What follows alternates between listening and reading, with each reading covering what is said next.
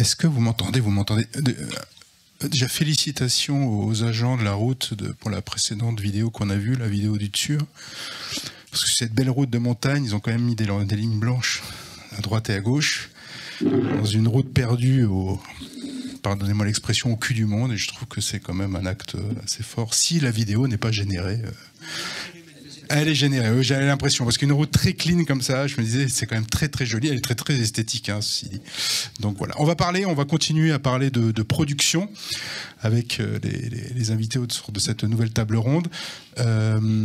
Production, et on va se demander si il n'y a pas une montée en gamme, j'allais dire grâce à l'IA, ou avec l'IA d'ailleurs, plus précisément. Je vais, puisque vous êtes présentés tous un peu derrière, mais je vais vous laisser vous présenter chacun à votre tour, en vous demandant quel est votre secteur d'activité. Est-ce que l'IA joue un rôle dans votre secteur d'activité, comment, et si, on le verra après, mais si ça a changé quelque chose. Mais déjà, ces deux questions, quel est votre domaine d'activité et si l'IA joue un rôle, je pense que déjà, ce sera déjà une manière pour vous, et pour nous d'ailleurs, de connaître dans les VFX, l'animation et les jeux vidéo, on va dire un état des lieux de ce qui se fait aujourd'hui, en tout cas en cas d'usage. Et est-ce que derrière les fantasmes du tout IA, voilà, la réalité est quand même peut-être pas en deçà. Béatrice Bowens, vous êtes directrice VFX, post-directeur chez MPC Film. Je vous laisse le soin de présenter peut-être MPC Film et de savoir s'il y a de l'IA finalement dans les VFX. Oui, merci. Donc MPC, société du groupe Technicolor Creative Studio, connu en France, enfin la partie VFX, donc qui fait des trucages visuels sur numérique, sur les films et les séries, connu sous Micros VFX, pour ceux qui connaissaient Micros sur la partie VFX. Je suis également coprésidente de France VFX, qui regroupe 18 membres, 18 sociétés dans le secteur du VFX. Donc l'état des lieux est aussi quelque chose qui a été fait en collaboration avec France VFX. J'ai préparé juste un petit... alors, vous verrez que j'ai pas vraiment utilisé Midjourney pour... Vous avez utilisé quoi? Oui. Voilà, on est beaucoup plus minimaliste dans la génération des images. Juste pour redonner un peu, quand on parle de VFX, ce qu'on appelle les VFX, c'est qu'on vient ajouter, modifier une prise de vue réelle dans une optique photoréaliste généralement, pour générer une image 2D plate. Voilà.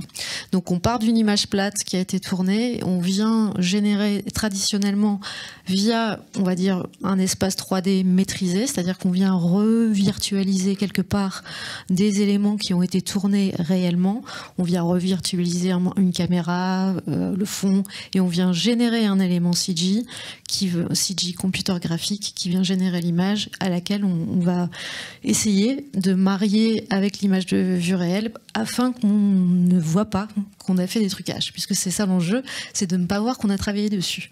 Donc ça, c'est le champ, on va dire, traditionnel, avec la problématique du photoréalisme, du coup, dans la scène 3D. Il y a un énorme changement de paradigme, et on peut passer à la deuxième slide, avec l'IA, notamment sur l'IA générative. Et voilà. C'est-à-dire qu'on va... que ça soit du texte to image ou de l'image à l'image, on va générer un nouvel élément en fait, qui va passer par la boîte, on va dire, de l'IA. Donc ça, c'est un grand changement de paradigme pour nous, puisque en fait, on ne revient pas dans cette maîtrise qu'on peut avoir de la représentation physique qui suit les lois physiques pour marier l'IA sur les images finales. Donc, c'était important, je pense, de repréciser le champ d'application des VFX qui est différent de celui de l'animation et de celui du jeu vidéo. Et donc les cas d'usage aujourd'hui qu'on trouve principalement sur les VFX, et on peut passer à la troisième slide. Donc on va avoir soit de l'IA pour, on va dire, nous aider dans notre représentation 3D pour générer une image via notre caméra 3D. Donc ça va être l'enjeu de la vidéo qui ne se lance pas à côté de l'interprétation, ça y est, voilà, de l'interprétation de l'espace qui a été tourné. Donc c'est-à-dire, je récupère via ma caméra une image réelle qui est plate et j'essaye de la remettre dans un environnement 3D où je vais pouvoir générer un élément que je vais rendre à travers une caméra qui va rendre une image plate pour la marier à l'image plate. C'est important de savoir effectivement quel est les résultats. Le résultat, c'est bien une image qu'on va mettre sur un écran, c'est pas un environnement 3D. Quand on va parler de génération d'images, alors les exemples c'est plus compliqué que ça. On marie en fait à chaque fois souvent plusieurs techniques ensemble, mais la génération d'images, on va l'utiliser sur la partie concept art. Ça c'est souvent utilisé pour savoir où on va avec le réalisateur. Sur du design, on évacue des scénarios, on propose des choses, ou alors on va venir générer un élément de face replacement, on va venir appliquer à une image un changement de style. Voilà. Et en dernier lieu, on va dire dans les cas d'usage, et ça se rapproche de ce qui peut se faire sur les plans de travail tout à l'heure, c'est l'IA en gestion des données. On génère beaucoup de données, que ça soit des fichiers, que ça soit des scénarios de planning. Donc ça, c'est encore peu utilisé, mais comment on utilise l'IA pour mieux organiser nos productions. Alors dans les faits, aujourd'hui dans les VFX, on peut passer à la 4e slide, les usages, ça ouvre un champ des possibles énorme. C'est des nouveaux outils, on vient rajouter à notre palette d'outils d'autres outils qu'on va pouvoir composer. Ça reste quand même... Aujourd'hui, l'IA dans les studios est quand même assez limitée. C'est pas intégré aux chaînes de production, c'est pas intégré massivement dans les pipelines. C'est beaucoup de veille, c'est essayer les choses, prendre des choses en open source, se faire un dataset, utiliser les datasets des autres, voir comment on va prendre à chaque fois des choses, puisque aussi ça bouge tous les jours. Donc c'est pas magique. Voilà, l'IA c'est pas magique, c'est pas tiens il suffit d'appuyer sur un bouton et ça y est, ça sort tout seul. Non, pour l'instant c'est pas là. Aujourd'hui c'est dans la partie VFX et on a toujours cette question aussi de la maîtrise, c'est-à-dire que autant l'environnement 3D quand on l'a créé, on peut venir modifier des choses. On retrouve en fait les contraintes qu'on peut avoir sur un tournage. Une fois que la caméra elle tourne, ça tourne et on récupère les images telles qu'elles sont. Sur la partie post-prod, on peut travailler, on peut itérer et on choisit d'enregistrer les images dans notre environnement 3D. Une fois qu'on est content, une fois quand on va sur de l'image générative, on retrouve un peu cette manque de maîtrise qu'on peut avoir quand la caméra tourne. Donc, et se dire tiens, maintenant on va modifier juste cet élément-là, ça reste encore des éléments qu'on maîtrise pas. Et le retour à la 3D, celle que traditionnellement qu'on utilise, là les passerelles aujourd'hui elles sont pas là.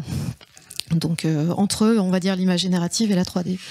Donc voilà, et de plus en plus, dans les cas d'usage, il y a du développement par les sociétés elles-mêmes de laboratoires d'images, comme par exemple le fait MacGuff, nous on le fait plus sur l'interprétatif. Il y a de l'IA qui est de plus en plus intégrée dans les outils, qui a toujours été intégrée dans les outils, qu'on utilise quelquefois sans même le savoir, parce que les éditeurs ont intégré ces outils dans les logiciels. Donc voilà, ça c'est à peu près le champ des VFX et les cas d'usage. Merci Béatrice, on va continuer ce tour des cas d'usage avec vous, Quentin Auger. On parlait de veille. Vous êtes directeur de l'innovation et donc de cette veille technologique et cofondateur de Dada Animation. Est-ce que vous pouvez faire cet état des lieux de l'animation, de ce que vous en connaissez chez vous et ailleurs? Oui, merci de nous accueillir. Effectivement, l'IA, en fait, je fais le même constat qui a été fait dans les effets spéciaux. D'ailleurs, l'animation partage énormément de process avec d'ailleurs Dada Animation. On a donc un studio d'animation pour le présenter rapidement, qui se focalise, donc a été créé assez récemment, il y a 4-5 ans, et qui se focalise sur une nouvelle manière de faire l'animation et les nouveaux publics pour l'animation, le documentaire, les scientifiques. On fait de l'animation pour des scientifiques, des choses comme ça. Et on essaye d'utiliser des bonnes technos, plus rapides, moins chères, etc., pour que ces publics-là puissent y avoir accès. Parce qu'ils n'ont pas la même économie, etc. Et donc, forcément, je fais énormément de veille là-dessus, je la partage beaucoup, et donc je suis un petit peu identifié comme une personne qui... Je fais pas mal d'open innovation, et on me demande souvent d'intervenir, et encore 2 jours sur l'IA générative, donc 3 jours à nouveau, et la semaine prochaine à la Cinémathèque française, effectivement. Non, mais c'est très bien, et en fait, c'est ce qu'il faut faire, je pense, et c'est pour ça que je suis ravi d'être là, de voir toutes les autres présentations, parce qu'il faut qu'on s'acculture tous ensemble et qu'on réfléchisse à plein de choses, entre autres à The Elephant in the Room, au problème juridique, qui bloque pour l'affaire Truxy, on devait résumer en une phrase la position en gros de l'animation, du monde de l'animation par rapport à l'IA, c'est qu'en gros on est quasiment tous dans les starting blocks, il y a plein de verrous à lever, de branchements à faire dans nos pipelines, etc. Mais il y a un énorme problème juridique qui est ultra dangereux, qui est radioactif pour les entreprises, à la fois et même éthique. Et d'ailleurs, il y a plein d'artistes qui refusent de venir participer à des projets où il y a du mid-journée ou des choses comme ça, parce que pour eux, c'est des machines à bouffer du droit d'auteur, etc. Donc il va falloir lever ce problème-là. Et puis il y a le problème juridique finaux, bien sûr. Est-ce qu'on aurait le droit de dire qu'on est auteur d'une image dans laquelle il y a surtout de l'IA, beaucoup d'IA? À quel point? Est-ce qu'il faut le déclarer? Comment? Il faut qu'on clarifie ces problèmes-là, et à partir de ça, ça va débloquer plein de choses. Donc moi, dans ma journée, l'IA prend énormément de place dans ma journée, pour toutes ces raisons-là. Et je fais même partie d'un groupe, il y en a d'autres, mais donc c'est un groupe qu'on avait annoncé au Radiraf, pour certains y étaient, on va dire interstructurel, où il y a des laboratoires, des écoles, d'ailleurs c'est des écoles qui l'ont lancé au départ, des studios qui s'appellent Creative Machine, il y a un serveur Discord où vous êtes tous les bienvenus, où on produit, et là je sens mon téléphone buzzer, je pense que c'est le serveur qui buzz, des gens qui postent des nouvelles vidéos. Là il y a les procès entre Elon Musk et OpenAI qui sont très chauds, faut sortir les popcorn, c'est très drôle.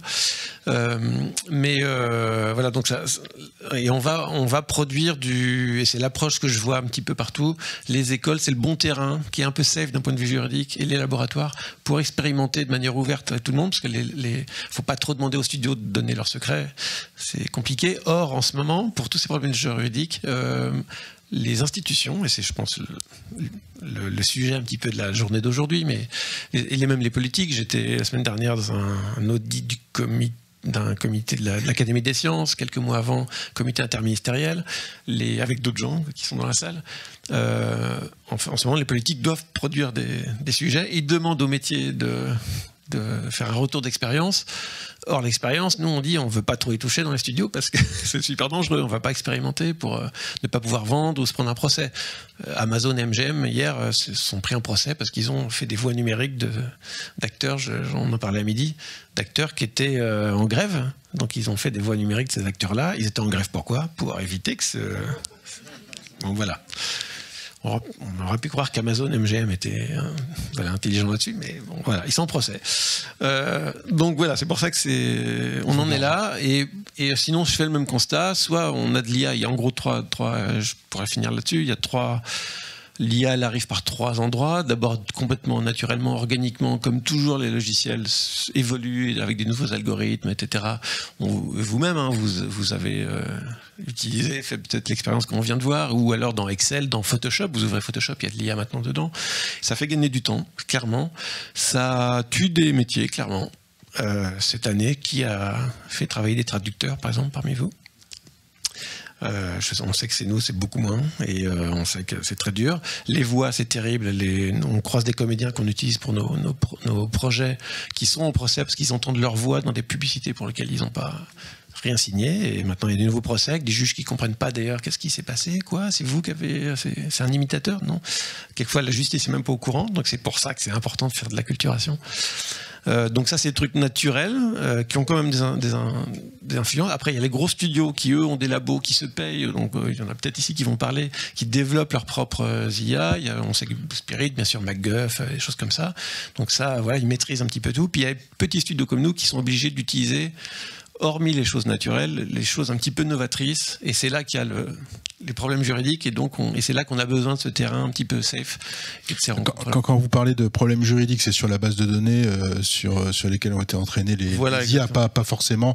Si vous avez des IA open source, ça c'est pas le problème, mais c'est les bases de données sur lesquelles. Oui, voilà, c'est ça. D'accord. En fait, c'est pour ça qu'ils se prennent que OpenAI, Google, ArtStation. Donc vous êtes prêts, mais en fait vous n'êtes pas prêts parce que ça c'est pas. Enfin, voilà. Ouais. Okay. Oui, c'est ça.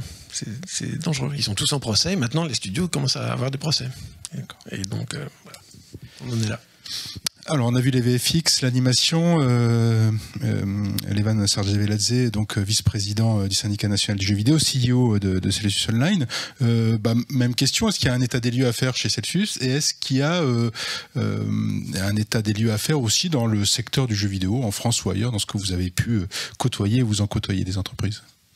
Oui, effectivement, nous, dans le jeu vidéo, on est vraiment... je pense que tous nos métiers sont susceptibles d'être affectés, accompagnés, améliorés, je ne sais pas exactement ce qu'il faut dire, par l'IA. C'est-à-dire concrètement les développeurs, les programmeurs, les programmeuses, les graphistes, les scénaristes, et même à l'intérieur du jeu vidéo lui-même, on peut avoir des logiques d'IA. Et d'ailleurs, l'IA et le jeu vidéo, c'est une histoire qui remonte à très loin.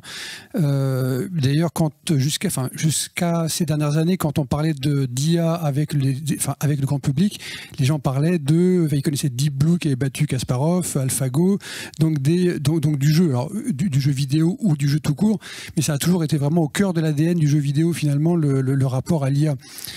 Et paradoxalement, alors qu'il y a énormément de choses qui vont être faites, en fait, ça bouillonne de partout. On est un peu vraiment, un petit peu comme une casserole qui est, vous savez, casserole pleine d'eau qui est sur le point, qui frémit. On sait que ça va bouillir, mais pour l'instant, il se passe rien. C'est trop tôt pour mettre les pâtes. Enfin, quoi qu'il paraît que si, on peut les mettre quand même, mais bon, c'est un autre sujet. Mais on est vraiment là. Alors, il se trouve que l'état des lieux, concrètement, moi, je dirais que pour l'instant, ça va pas très vite. Pourquoi ? Parce que dans le jeu vidéo, en ce moment, on traverse une crise qui n'a aucun rapport avec l'IA, mais qui est multifactorielle, qui est due assez largement à une surproduction. Donc, c'est quelque chose d'assez conjoncturel, mais qui a un impact assez lourd. On voit pas, qui a un impact vraiment très lourd, même à l'heure actuelle. On a beaucoup de licenciements. Donc, c'est un contexte dans lequel les gens n'ont pas spécialement envie d'innover, n'ont pas même le temps de cerveau disponible pour se projeter dans l'avenir.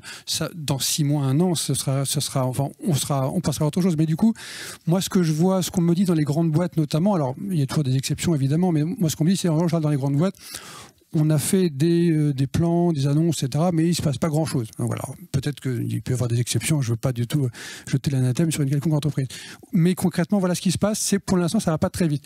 Et là où je vois beaucoup plus de choses se faire, c'est finalement dans les petites structures, dans les structures qui se créent depuis 6, 12, 18 mois. Très clairement, toutes les petites structures se disent d'emblée comment est-ce que je vais pouvoir intégrer l'IA, et souvent en tant que besoin. Et c'est ça qui est intéressant, c'est concrètement, on est 3, on est un graphiste, un développeur, etc. On n'a pas le temps de faire tout ce qu'on voudrait faire. Comment est-ce qu'on se multiplie ? Et là, on est dans une approche qui est, à mon avis, la bonne façon de voir l'innovation de façon générale. Parce que c'est de ça qu'il s'agit. C'est vraiment l'IA, c'est une innovation. C'est le mot. C'est pas forcément une révolution, pour en parler. C'est pas non plus des gadgets. C'est une innovation. Et l'innovation, comment est-ce qu'elle arrive ? Elle arrive souvent soit par le haut, soit par le bas.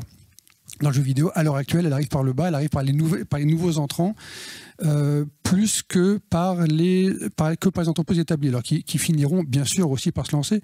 Et notamment, j'ai mentionné tous les métiers, toutes les verticales. Donc clairement, les développeurs, moi j'essaie de développer un petit peu mes heures perdues, c'est mon métier de base. Concrètement, avec Copilot, c'est sûr que on gagne en qualité de vie finalement. Je ne suis pas sûr qu'on gagne en productivité, je ne sais pas. Mais on gagne des choses qui étaient rébarbatives, on les fait plus. Et du coup, est-ce qu'on glandouille plus ou est-ce qu'on travaille plus ? Moi, je ne sais pas exactement. Pareil pour les graphistes aussi, les graphistes qui, quoi qu'on en dise, travaillent avec de l'IA depuis des dizaines d'années. L'IA est, des dizaines d'années, beaucoup d'années, plusieurs au moins. Pas non plus beaucoup de dizaines d'années, mais concrètement, dans Adobe, il y a déjà, dans la suite Adobe, il y a déjà énormément d'outils qui utilisent de l'IA de façon extrêmement bluffante. Mais voilà, est-ce que concrètement, c'est un petit peu comme on disait dans les années 80, on disait l'informatique, on ne la voit pas dans les statistiques. Aujourd'hui, je ne peux pas vous dire que ça améliore la productivité. En tout cas, je ne peux pas le démontrer. Voilà. Mais concrètement, l'étape d'après, qu'on ne voit pas encore venir, ce serait évidemment des jeux qui intégrerait de l'IA véritablement, c'est-à-dire que, c'est déjà le cas, mais qui intégrerait de l'IA générative. Bien sûr, là, à chaque fois qu'on parle d'IA, aujourd'hui on parle d'IA, d'IA générative, globalement, pour aller vite, l'invention des transformers. Je schématise un peu, mais bon, c'est des spécialistes évidemment. Mais concrètement, c'est de ça qu'il s'agit. L'IA dans les jeux vidéo, il y en a toujours eu. Demain, pouvoir se trouver dans un jeu de rôle avec une personne dont je n'arrive pas à savoir si c'est de l'IA ou pas, ce serait extrêmement intéressant. Ce serait très inquiétant aussi pour les studios. Il y a des studios qui ne voudront absolument pas une IA qui risque de dire des bêtises. En même temps, si c'est pour se retrouver face à ChatGPT, je ne suis pas certain non plus qu'il va leur ajouter énorme aujourd'hui. Voilà, mais voilà, il y aura des choses créatives extraordinaires à faire. Pour l'instant, on n'y est pas encore. Mais vous n'avez pas senti, puisque vous parlez de nécessité, parce que le mot est intéressant, vous n'avez pas senti de nécessité, j'allais dire, à se transformer totalement ou à se laisser transformer totalement par l'IA? Alors, c'est compliqué. Il y a plutôt une excitation. C'est qu'on se dit, qu'est-ce que je pourrais vraiment, ce serait tellement mieux. Alors, par exemple, tout à l'heure, on parlait de pitch, tout ce qui est faire des pitchs, etc. C'est vrai qu'au lieu d'aller piquer des images sur Internet, on les pique chez DALL-E, etc. Bon, c'est un peu mieux, c'est plus rapide, c'est plus rigolo aussi, c'est surtout ça quand même, hein. On va pas se mentir, c'est surtout parce que c'est plus rigolo qu'on le fait. Concrètement, en revanche, le fantasme que peut avoir un patron de dire, ah ben là maintenant j'ai 10 graphismes et je vais passer à 5 avec de l'IA, c'est un peu théorique. Voilà, je crois qu'aujourd'hui, c'est pas un cas d'usage qui existe. Et d'ailleurs, à mon avis, ça n'existera jamais, hein, concrètement. Pour faire, alors c'est pas du jeu vidéo, mais pour faire Le Roi Lion dans les années 93, je crois qu'il fallait 500 dessinateurs, dessinatrices, à peu près ça, pour faire 10 ans plus tard avec des technologies qui avaient énormément évolué, Toy Story, etc., bah, il en fallait à peu près autant, voire plus. Il y avait plus de graphistes. Donc, voilà. Donc concrètement, c'est pas certain que ce fantasme un peu négatif, évidemment, il y aura moins d'emplois, donc je vais pouvoir gagner de l'argent plus. Je suis pas certain que ça mène quoi que ce soit. Ouais. Cédric Guillard, on revient au VFX. Vous êtes président fondateur de la société ESCO. Même question, cas d'usage chez vous. Enfin, qu'est-ce que vous faites, cas d'usage? Est-ce que l'IA est rentrée chez ESCO et est-ce que vous sentez le frémissement dont parlait Evan dans le secteur? Bonjour. Déjà, merci beaucoup de nous recevoir. Donc, ce que je représente, la société ESCO, c'est une société qui a été fondée en 2010 par moi-même et Christian Guillon, qui est un très grand superviseur des effets visuels, et donc on est parti des effets visuels. Et on travaille sur une tête d'épingle, qui est la modélisation et l'animation de l'humain, où notre enjeu est double. C'est à la fois d'arriver à une représentation qui est photoréaliste, tel que ça a déjà été mentionné, mais aussi avec un enjeu de fidélité. Et alors pourquoi je le précise? Parce que donc dans les faits, ce qu'on réalise nécessite d'aller analyser et reconstruire ce qui fait que vous êtes unique, que chacun de nous est unique sur le plan de son apparence, de sa morphologie, de sa texture de peau, mais aussi de son expressivité et de sa performance. Et donc en disant ça, on voit déjà que par essence, c'est assez compliqué de le corréler à de l'IA générative, à une approche par machine learning. Maintenant, si on va un peu plus dans le détail, et moi, à la base, c'est mon background, certainement comme certains d'entre vous. Donc, j'ai fait de l'IA dans les années 90. Et donc, il y a plusieurs approches d'IA qui vont des approches sémantiques, logiques, des systèmes experts, à des approches de machine learning, d'apprentissage profond et d'IA générative. Et sur l'IA générative, aujourd'hui, dans nos métiers de la création de contenu numérique, l'enjeu, c'est le contrôle. Voilà. Et ce contrôle, il est d'autant plus élevé quand votre métier, puisqu'encore une fois, on intervient sur un maillon de la chaîne de fabrication, c'est de produire des doublures numériques, donc des représentations qui vont reproduire une personne en termes d'apparence, d'expressivité et de fidélité. Maintenant, pour aller droit au but, est-ce que ça a changé notre activité ? Oui, très certainement. Déjà au niveau des marchés, donc nous, on travaille sur 3 marchés. On a des offres pour 3 marchés.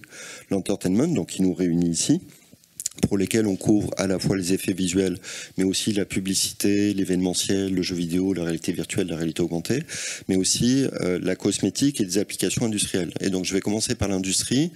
Donc il y a 3 ans, on ne travaillait pas avec Continental, Airbus, Bosch, etc. Et ça, c'est lié à des nouveaux usages sur lesquels il n'y avait pas forcément de vente. Donc je pense que tout le monde connaît Alexia. Il y a aujourd'hui des productions du pendant visuel de Alexia où on va aller humaniser ces assistants virtuels, et donc on travaille sur ce sujet, sur des chatbots 3D. On travaille sur des ambassadeurs virtuels, donc des personnes qui n'existent pas et qui vont porter l'image d'une marque ou d'un produit. Et surtout, on travaille sur de la production de datasets d'entraînement pour des grandes sociétés américaines et asiatiques, pour lesquelles l'enjeu est de donner au plus grand nombre l'accès à ces outils, et notamment la possibilité de créer son avatar, d'aller s'immerger dans des applications de réalité virtuelle et réalité augmentée. Donc ça, c'est déjà un grand changement à notre niveau, et voilà, ça a vraiment décollé il y a 18 mois, mais ça date de à peu près 3 ans. Fondamentalement, Quentin le sait très bien, les approches sont pas toujours nouvelles.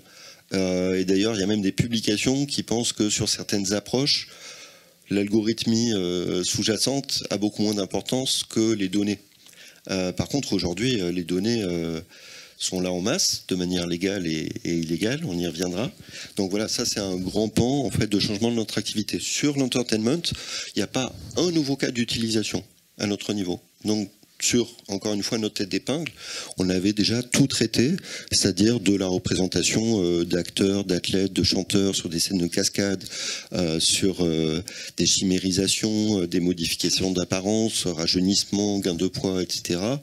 En revanche, nous, notre activité démarre au niveau de l'acquisition des données d'apparence, donc le relief, les textures optiques, les expressions faciales et la motion capture pour la performance, alors que là, il y a la possibilité en fait de réaliser ces modèles par apprentissage issu d'une base de données d'images. Donc on a développé un protocole holistique qui nous permet de faire des modèles 3D ou de faire de l'apprentissage d'images sur une seule session d'acquisition.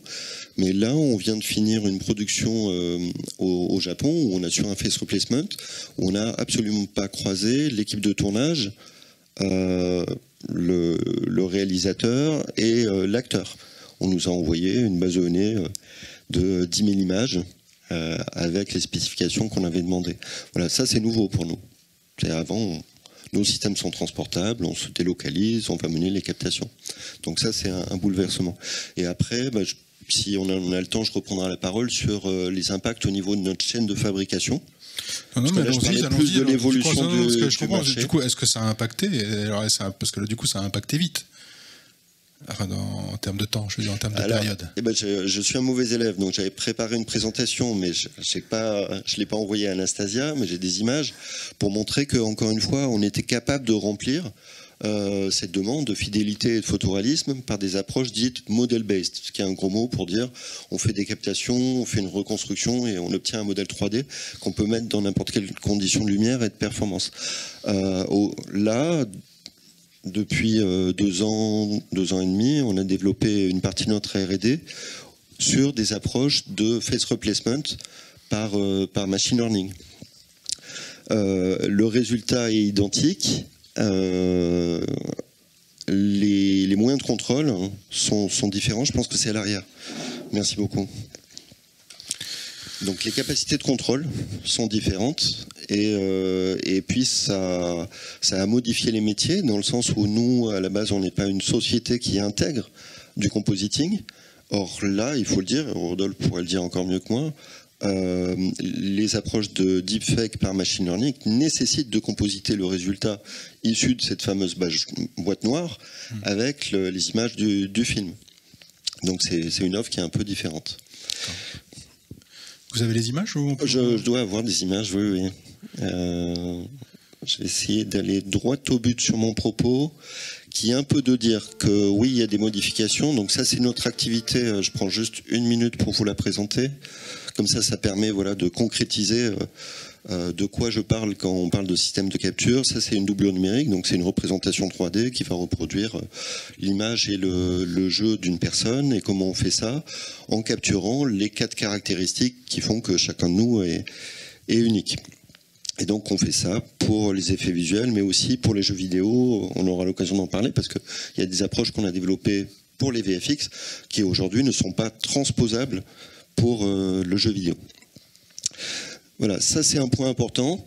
On peut l'expliquer entre parenthèses, c'est parce que c'est le temps réel qui n'est pas géré. Parce que le jeu vidéo, voilà, ça se fait en même temps que la joueuse ou le joueur regarde.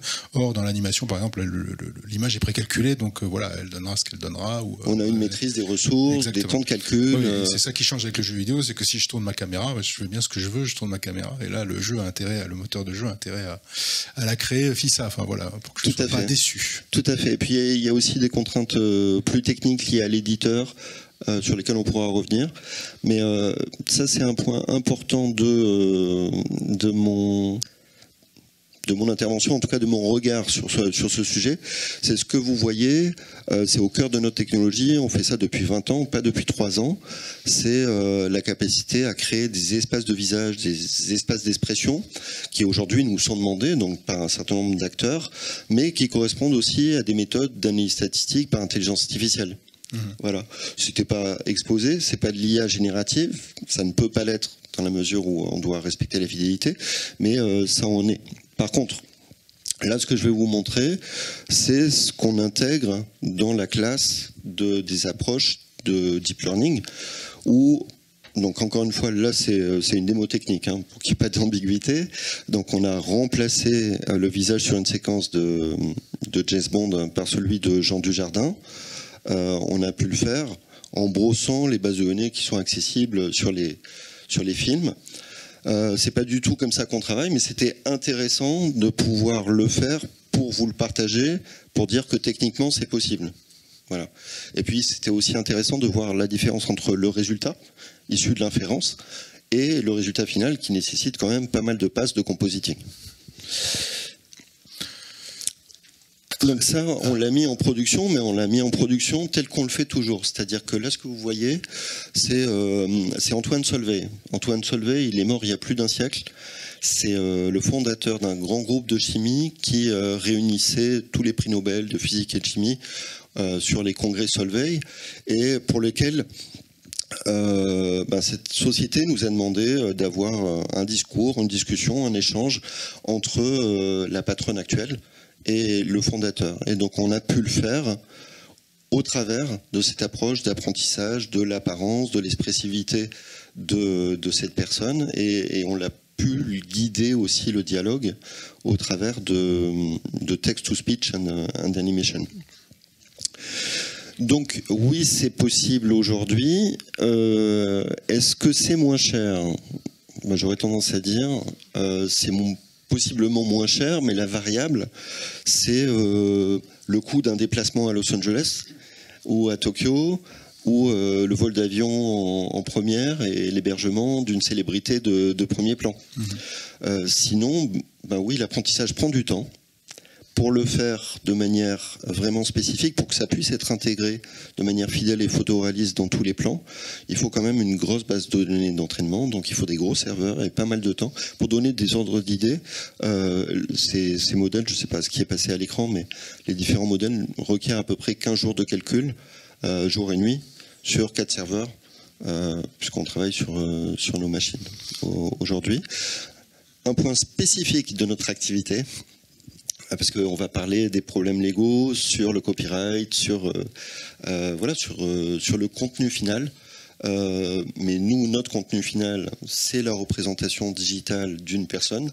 Et donc tout ce qu'on fait commence par l'accord de l'acteur ou de l'ayant droit, dans le cadre d'une personnalité décédée, afin de mener ces acquisitions ou d'accéder à ces données permettant cette reproduction. C'est notre chemin. C'est clairement pas le chemin des sociétés nord-américaines sur le sujet, qui est un sujet qui va se généraliser et qui va tous nous toucher d'ici 3 à 5 ans. Parlons de Béatrice. Vous voulez rebondir sur la problématique des droits, effectivement, aujourd'hui, c'est un frein. Peut-être des blocages aussi, oui. Des freins à cette montée en gamme dont on parle depuis le début. C'est vrai que même si on intègre dans nos outils des choses qu'on va trouver en open source, des choses comme ça, souvent il y a aussi les petits, pour un usage non commercial, tatati-tata, éducatif, tanani. Donc ça, c'est le métier qu'on fait, et pour le compte d'une œuvre, d'un producteur qui doit l'exploiter sereinement. Et normalement, on fait une prestation qui est libre de droit, ou en tout cas, s'il y a des problématiques de droit, il faut absolument qu'on adresse cette question avec le producteur qui doit, lui, détenir les droits. On a, nous, des contraintes où, effectivement, on doit payer nos logiciels, on doit payer tout ça, mais à partir du moment où on va sur le terrain du droit d'auteur, je pense qu'il c'était évoqué tout à l'heure, une responsabilité aussi commune avec le producteur, de se dire, ok, nous, société de service, on n'est pas là pour gérer du droit d'auteur. C'est pas nous qui allons exploiter l'œuvre, donc il faut vraiment qu'il y ait cette transparence qui aujourd'hui n'est pas vraiment demandée en fait sur qu'est-ce qu'on utilise pour générer cette image. Est-ce qu'on a bien fait la liste? En fait, quelque part, à un moment, je pense qu'on va devoir demander à un outil d'IA de lister l'ensemble des données qu'on a pu utiliser pour pouvoir générer l'image afin de vérifier la chaîne de droit. Et bon, voilà. Aujourd'hui, ça reste un obstacle parce que c'est pas fait. Quentin, même question. Est-ce que ça demeure un frein Vous en parliez en début de... 1, 2.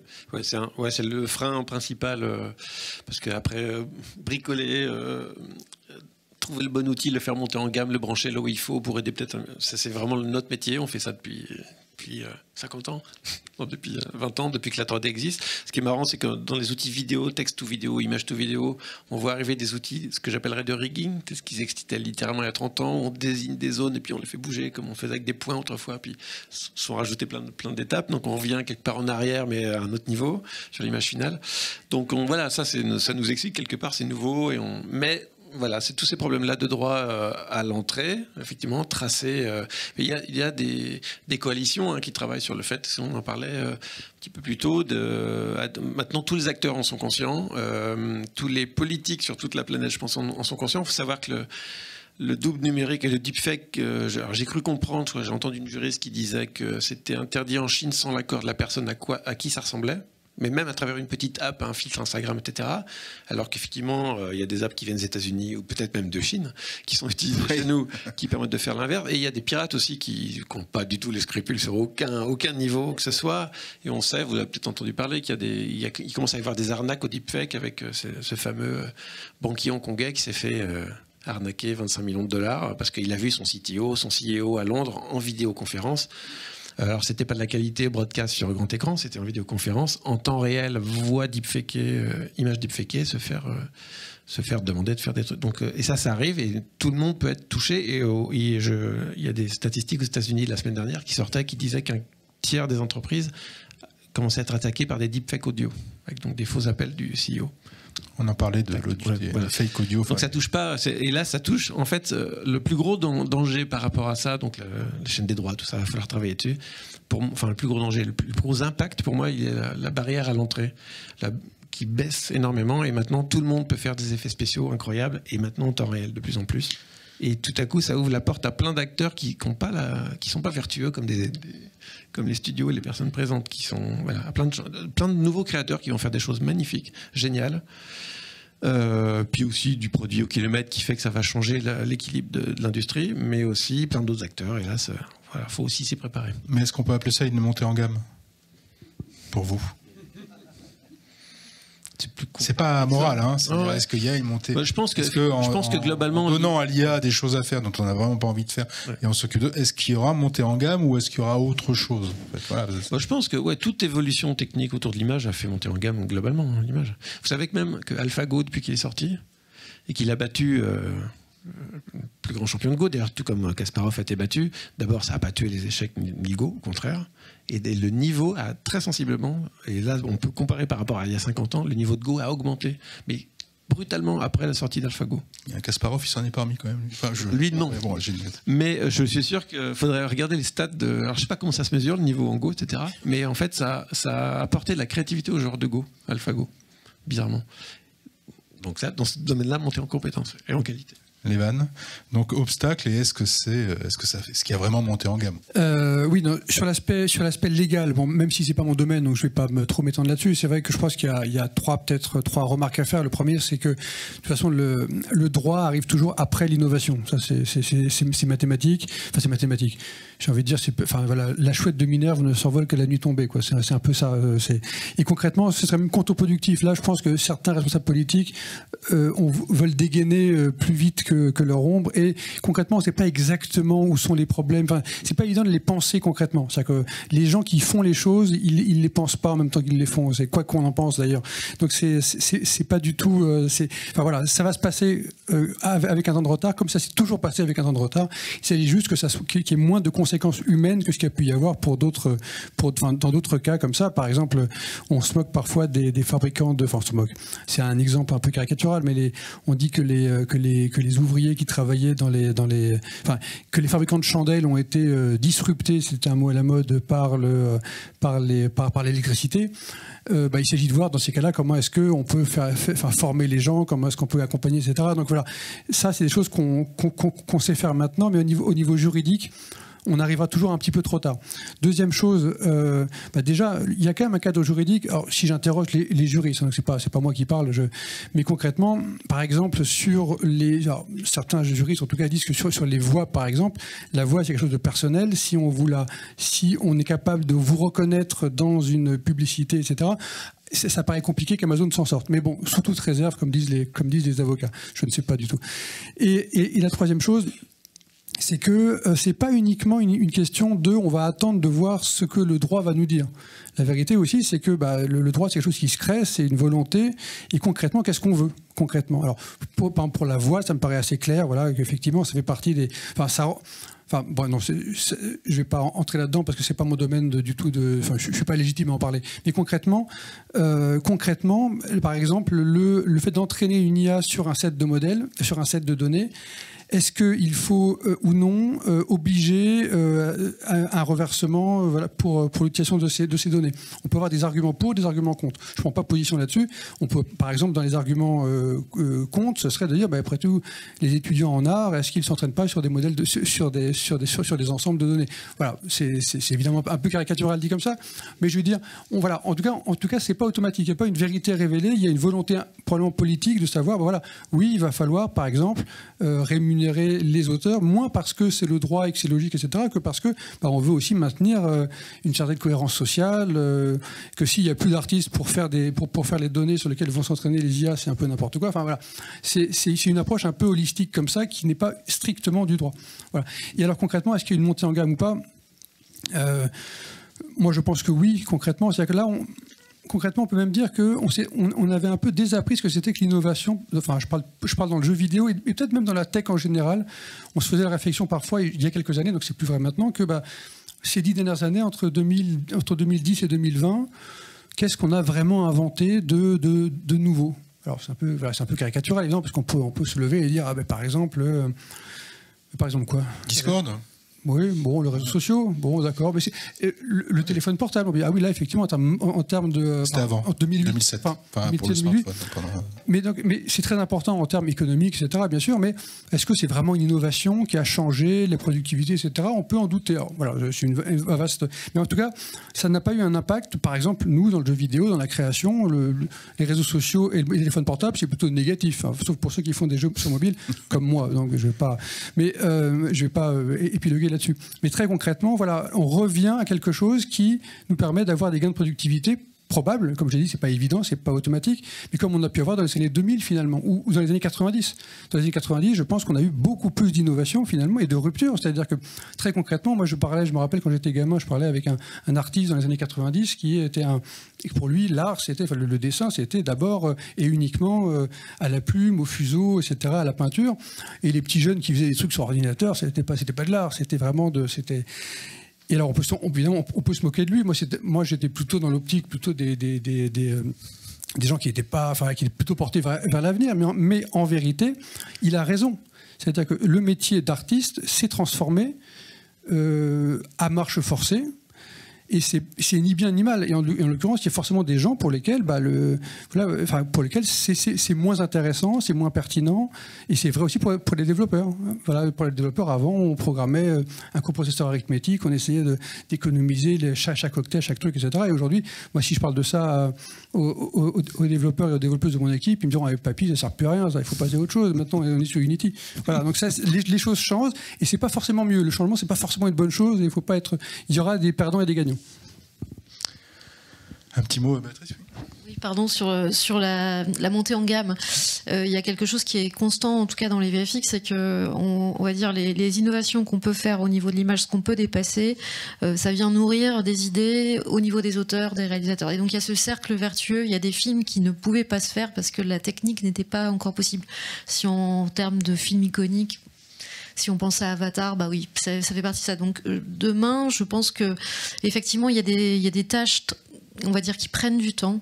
Demain, l'IA nous permettra sûrement d'aller plus vite, plus loin, et ça va générer des nouveaux challenges, des nouveaux défis, dans la tête, de dire ok, ça maintenant, en tant que réalisateur, ça c'est possible. Donc en fait, qu'est-ce que j'ai envie d'amener de différent, de mieux, c'est quoi ma nouvelle frontière? Voilà. Donc cette montée en gamme au service qui repart sur le créatif, moi j'y crois beaucoup. Cédric, même question pour clôturer la table ronde avant une des questions dans le public. Est-ce qu'il y a des obstacles au niveau du droit d'auteur pour vous, et est-ce qu'il y a montée en gamme? Alors, le droit d'auteur a moins d'impact à notre position dans la chaîne de valeur que sur un studio comme Micros et MPC qui prend en charge la totalité d'un contenu ou sur l'animation, et où vous êtes beaucoup plus en lien avec naturellement les problématiques de droit d'auteur. Nous, on est sur le droit à l'image. Voilà. Et depuis le premier jour, avec Christian, on souhaitait à la fois offrir une solution qui ouvre un champ des possibles, puisque nos doublures numériques peuvent tout faire, mais à la fois un contrôle sur la propriété et l'exploitation qui est faite de cette représentation. Après, pour ce qui concerne la montée en gamme, donc nous, encore une fois, sur notre tout petit sujet, il y a deux enjeux.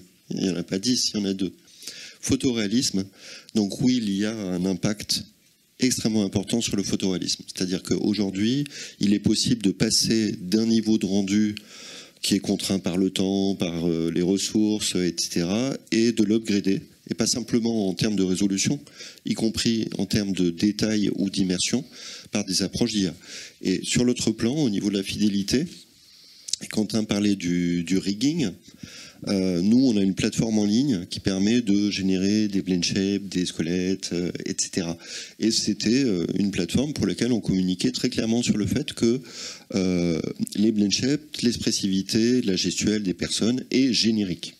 D'accord ? Parce qu'elle était issue de données qui étaient reportées sur le modèle spécifique du caractère design. Aujourd'hui, il nous est possible de prendre en compte ces spécificités, donc de caractère design du personnage qui nous est délivré par des solvers, par machine learning.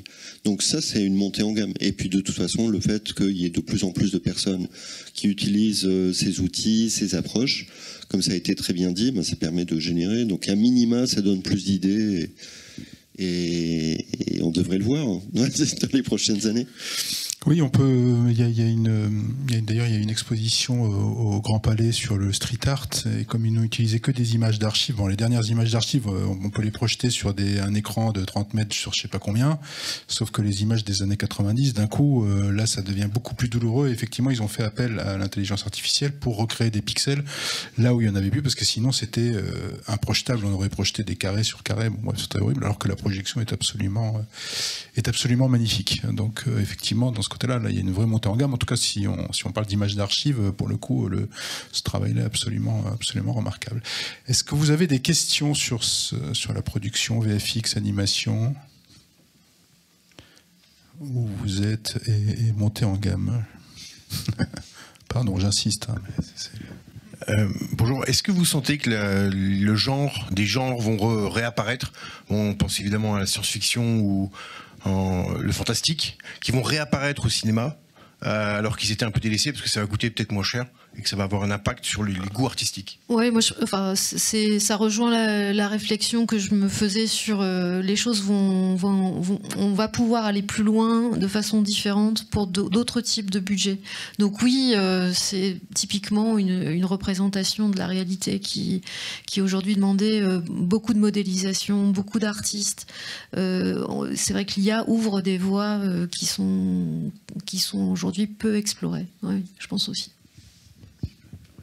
Juste pour info, il y a un petit film de science-fiction qui vient de sortir, il s'appelle Dune, dans lequel il y a pas entendu parler. Ouais, j'ai vu une petite affiche. Ouais, il y a 2-3, il y a quelques moyens, mais ils ont utilisé de l'IA. Mais typiquement, c'est juste à un endroit précis pour refaire en bleu les yeux des gens entraînés sur les images du premier film. Voilà, comme ça, c'est un poste pas très intéressant. Sur les habitants d'Arrakis, ouais, voilà. Par exemple. Et il y en a eu dans Spider-Verse, etc., pour aider les dessinateurs, les 127 animateurs et 60 dessinateurs, à refaire des petits traits partout. Il y a eu un peu d'IA pour les aider, etc. C'est des tâches assez rébarbatives, mais voilà. C'est le sujet. Aussi. Question. En fait, c'était une petite question plutôt pour l'animation et le jeu vidéo. Et en fait, j'ai l'impression est beaucoup utilisé surtout pour tout ce qui est référence réaliste et assez tout ce qui est stylisé, tout ce qui est un style un peu visuel, une direction artistique un peu différente. Et je voudrais savoir, voilà, dans quelle mesure vous pensez que ça pourrait avoir une incidence à ce niveau-là. Alors, je me permets de commencer. On voit souvent effectivement des démonstrations comme on a vu avec du mid-journée, et ça va souvent parce que c'est souvent fait par des gens qui ne sont pas designers quelquefois et qui ne vont pas chercher des styles particuliers. Donc ça va donner de base plutôt de la photo. Nous, on fait surtout de l'animation non photoréaliste, très cartoon, etc. Donc clairement, on s'intéresse. En fait, notre gros sujet sur l'IA, c'est le transfert de style. C'est d'avoir une animation dans un style et le transfert dans un autre. Style graphique, style d'animation aussi. Transfert du mouvement et manipulation de l'animation. Voilà, la rendre cartoon, snappy, etc. Enfin, et donc, je vois l'inverse, parce que je le vois d'un endroit où on se pose que la question du non-réalisme, et il y a 1000 outils, et 1000... C'est en ça qu'on est dans les starting blocks pour commencer à expérimenter officiellement, sans danger. Moi, je le vois plutôt là-dessus. Mais je comprends qu'on voit un peu l'inverse. Mais c'est très intéressant. La question du style, pour moi, c'est vraiment une question absolument capitale. Et d'ailleurs, je regrettais de ne pas avoir pu placer un mot dessus tout à l'heure, parce que voilà, il fallait passer à autre chose. Mais vraiment, je pense que c'est très très important. C'est-à-dire que concrètement, aujourd'hui, on peut avoir un style cartoon, etc. Ça marche très très bien. Mais est-ce qu'on peut avoir du style avec de l'IA ? Au sens un peu voilà, l'autre définition du mot style, c'est pas complètement évident. Et concrètement, l'autre jour, je voyais un projet étudiant avec des graphismes formidables, voilà, mais tout de suite, même si les graphismes étaient formidables et qu'il n'y avait pas des travers ou des tics qu'on peut voir sur certaines choses quand on fait rapidement du mid-journée, même bien fichu et même bien modé, mais concrètement, on voyait quand même, on devinait que c'était de l'IA. Et ça, ce dernier c'est-à-dire concrètement là, on arrive à faire dans plein de domaines des IA qui arrivent à 95% de performance et meilleur que 95% des personnes autour de cette table sont, enfin voilà, quel que soit le domaine qu'on considère, le graphisme, la traduction, n'importe quoi. Mais concrètement, pour arriver à 100% ou à 99%, ça va être très très difficile d'aller chercher ces pourcents-là. Et concrètement, voilà, nous quand on veut, je dis enfin, quand on joue à un jeu vidéo, c'est pareil pour un film ou autre, on recherche certes du photoréalisme, certes de la performance, certes un rapport à la réalité, mais on cherche aussi du style et précis, et entre autres dans le style, c'est pas tout le style, mais c'est de la diversité et de la diversité, enfin de la diversité et de la, comment dire, de la nouveauté. Je pense que et quand on voit aujourd'hui, on commence à voir un peu partout sur les réseaux sociaux des publicités, des vignettes sur YouTube par exemple, des gens qui font et là tout de suite, même quand c'est bien fait, même quand c'est beau, en fait, même quand il n'y a vraiment aucun problème, et on se dit c'est déjà vu. Et ça, c'est déjà vu, ça va être un truc très très très important, parce que c'est vrai pour les films comme pour les jeux vidéo, il n'y a que 10% des jeux qui vendent. Il faut être dans les 10% les meilleurs, et encore. Et quand on a un grand studio type Ubisoft ou autre, il faut être dans l'excellence. Et comment est-ce qu'on est dans l'excellence avec de l'IA, sachant que l'IA sera utilisée par tout le monde?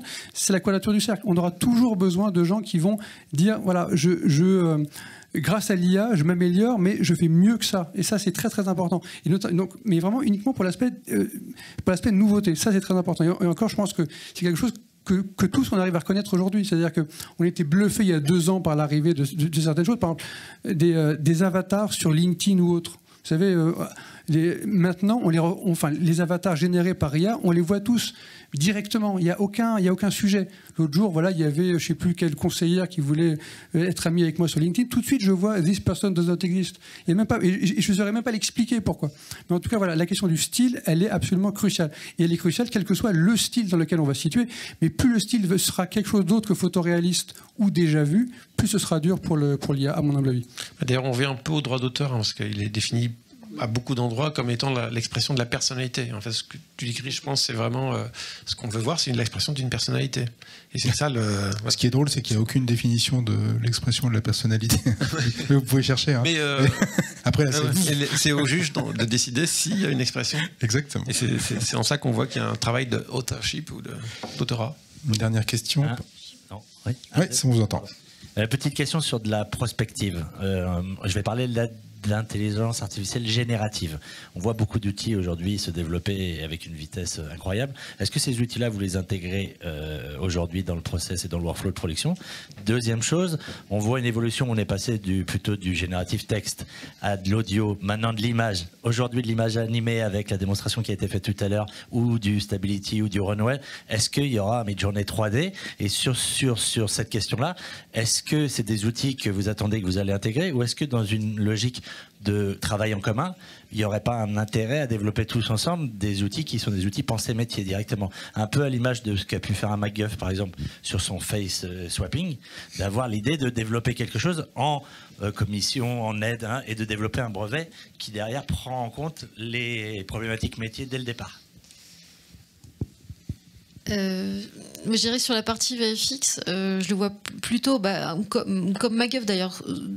Les studios VFX sont des endroits où il y a un laboratoire qui va être fait de solutions qui existent. Je ne pense pas aujourd'hui que des studios se mettent dans le développement de l'algorithme de génération, parce que il y a tellement de choses, tellement de techniques qui évoluent que je pense que c'est plus aujourd'hui la place des studios VFX, me semble-t-il.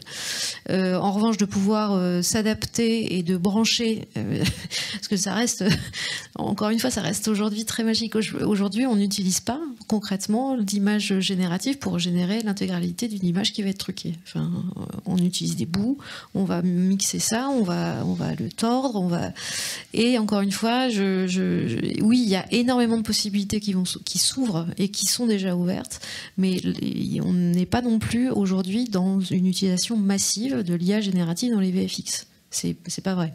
C'est beaucoup quand je dis bidouille, c'est pas forcément au sens péjoratif du terme. C'est ce côté un peu ingénieur artisan qui est assez caractéristique des VFX et notamment en France, de trouver la solution, on va dire efficace, pas forcément l'usine à gaz, mais qui va démêler le problème pour ce film-là et sur lequel on va capitaliser pour les autres films. Ouais, c'est le cinéma, même partout, hein, pour avoir bossé dans des grosses boîtes américaines. On est toujours dans le prototype, de toute façon. C'est une industrie de prototype, comme disent certains. Et il y a déjà de la génération 3D. Hein. Stability vient de sortir un deuxième outil de génération 3D avec Tripo SR, ça s'appelle, hier. Enfin, moi j'en ai entendu parler hier. Mais donc ça arrive. Le problème, c'est que c'est Stability. On ne sait pas sur quoi c'est entraîné. Et encore une fois, c'est radioactif pour les entreprises qui vivent dans le monde du droit d'auteur. Ouais, alors j'entends bien en fait les réponses, je les comprends très très bien, mais donc de notre côté, oui, on espère qu'il y a un développement collaboratif au niveau français et européen sur une base de données de visage qui permettrait de sous-tendre un certain nombre d'applications en assurant la traçabilité et donc l'accord de l'utilisateur. D'accord, oui.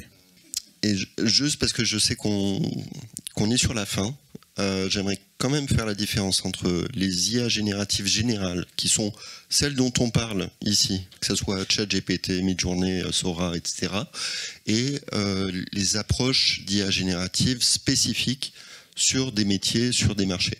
Parce qu'il y a des problématiques de biais, on l'a entendu parler juste avant, oui. Il y a des problèmes de représentativité, il y a des problèmes de manque aussi. Et vous pouvez être certain que les industriels qui travaillent sur leur métier, je prends l'exemple de la cosmétique, eux vont s'assurer qu'il y a une représentativité qui est globale, à minima de leurs consommateurs, de leurs produits. Et ça, c'est un point qui est très important parce que c'est également corrélé à la problématique de droit. C'est-à-dire qu'aujourd'hui, des sociétés comme Adobe ne s'interrogent absolument pas sur le caractère légal d'utilisation de la base de données, parce qu'ils l'ont financée, ils l'ont produite en accord avec les artistes, en accord avec les personnes. Donc il faut bien segmenter ces deux aspects, et c'est dans une base de données, un espace d'apprentissage, un espace de visage qui serait véritablement spécifique, qui pourrait y avoir un intérêt effectivement à un collectif et à un développement. Sur le plan 3D, donc on a répondu sur le fait qu'on est capable de générer aujourd'hui des modèles 3D, ils valent ce qu'ils valent, ils sont utilisés pour ce qu'ils sont utilisés. Je trouve que la question est très pertinente sur le plan de quelle est l'information minimale qu'il faut donner pour pouvoir décrire un univers. Si on prend ne serait-ce que cette salle, et même cette salle vide, je vous mets au défi avec un prompt, ou même avec la voix, d'être capable d'obtenir une représentation à un niveau de fidélité qui tient la route vis-à-vis d'une photo.